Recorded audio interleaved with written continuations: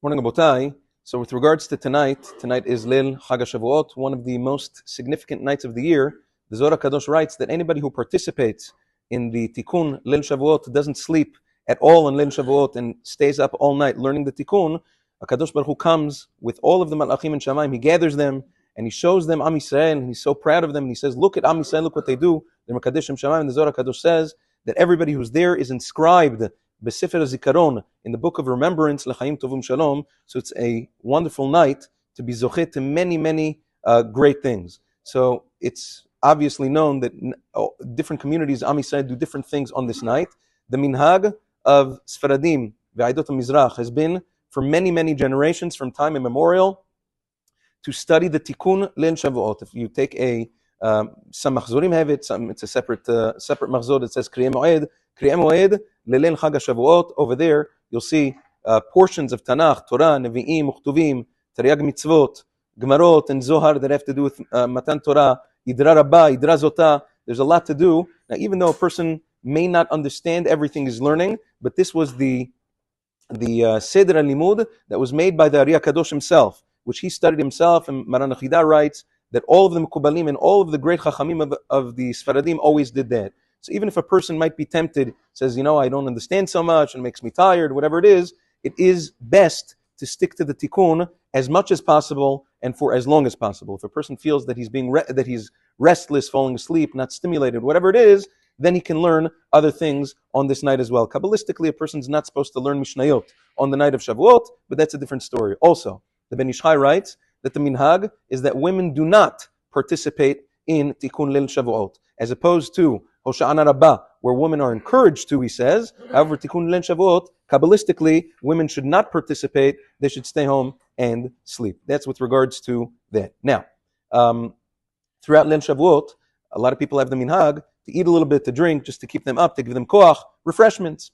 The halacha is, Maran Zichron Livracha brings in Chazon Ovadia Yom Tov, as well as in Yechavedat, the halacha is that on Leil Shavuot, when you make, let's say you're making various brachot on refreshments, mizonot, ha'etz, ha'adama, she'akol, whatever it is, as long as you do not exit the building, which means even if you go from room to room, you go to the restroom, whatever it is, if you do not exit the building, one beracha rishona suffices for the entire night. Because as long as you didn't make a shinui makom, and you're not done drinking or eating whatever it is for the entire night, all you need to do is make one bracha all night long. That's it. That's with regards to bracha rishona. If you leave, that's a different story. Once you leave the entrance of the building and you come back, then you'd have to make new brachot, but barring that, just one bracha.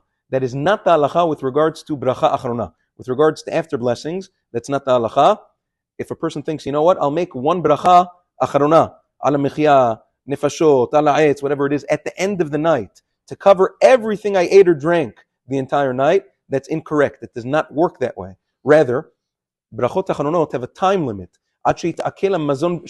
which means until a person digests the food, which is, the Shulchan Aruch says, until the amount of time that a person gets hungry or thirsty again for the same food. Depending on how much a person ate or drank, will determine how long that is. So therefore, here's the question.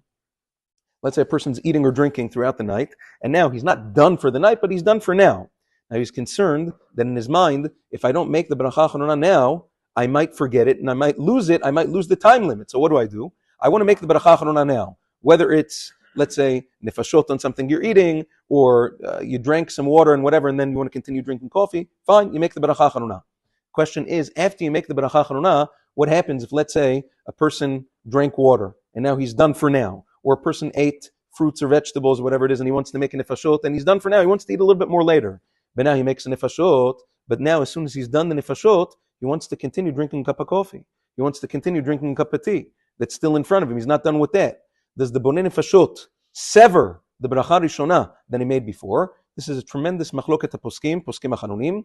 Maran Zichron Livracha in Chazon Ovadia Brachot holds that since you're only making the bracha in order to save yourself from losing the bracha acharona, it's not considered a severance, and you do not lose your bracha rishona on the other things. And even if it's the same food, let's say a person was eating some fruit, he was eating fruits or melons or whatever it is, and now he's done for now.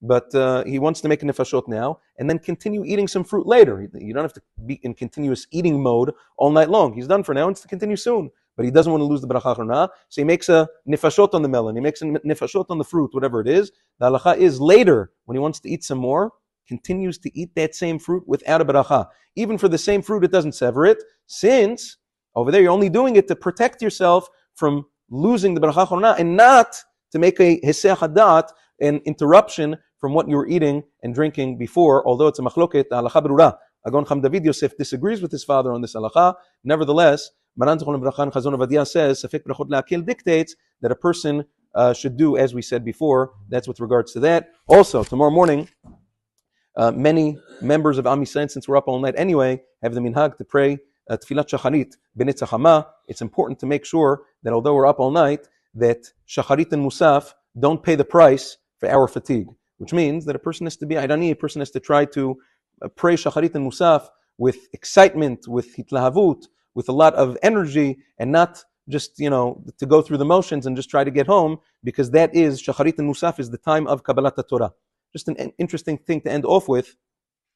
Agon Rav Eliashiv was asked one time, he was doing Bikur Cholim, he was going to visit some sick people on Erev Shavuot. And a person who was sick asked him, when he went to visit him, he asked him, Rebbe, the Midrash says that every year on Chag Shavuot, it's like we receive the Torah anew. It's like we receive the Torah brand new. So he says, just like at Matan Torah, the Midrash tells us that all of Am Yisrael were healed from all of their ailments. Anybody who was sick, anybody who was handicapped, anybody who was blemished, everybody got healed at Matan Torah at Har Sinai. So he says, if that's the case, when do we get healed, or when should we at least pray for refuah shlema on Chag Shavuot? Because it's a day, if it reoccurs, so when do we pray? Rav Eliashiv alav shalom stopped to think for a moment, and he said during Kriyat Torah. During Kriyat Torah, not necessarily verbally because you have to listen to the Kriyah, but during Kriyat Torah, which is the time that we envision ourselves around Har Sinai, receiving the Torah, a person should mentally pray for all of the things that he needs, for refuah, and for banim tzaddikim, and for shalom bayit, and for all the things that he has, because that's the ma'amad Har Sinai that we're zochetu every single year. So thank you for listening, and Chag Sameach, tizku l'shanim rabot, na'imot v'tovot.